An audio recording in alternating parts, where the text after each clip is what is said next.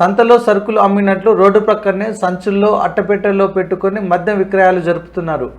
ఓ పక్క బెల్ట్ దుకాణాలు రద్దు చేస్తామన్న తెలంగాణ ప్రభుత్వం ప్రకటించినా ఏమాత్రం అడ్డు అదుపు లేకుండా మద్యం విక్రయాలు జరుగుతున్నాయి. అసలు ఈ మద్యం నకిలీనా ఒరిజినలా అనే అనుమానాలు కూడా వ్యక్తమవుతున్నాయి.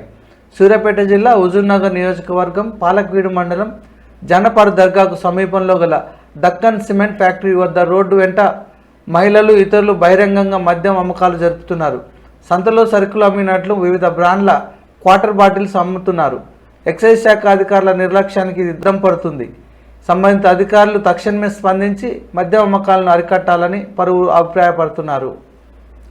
సంతలో సరుకులు అమ్మినట్లు రోడ్డు ప్రక్కనే సంచుల్లో అట్టపెట్టెల్లో పెట్టుకొని మద్యం విక్రయాలు జరుపుతున్నారు.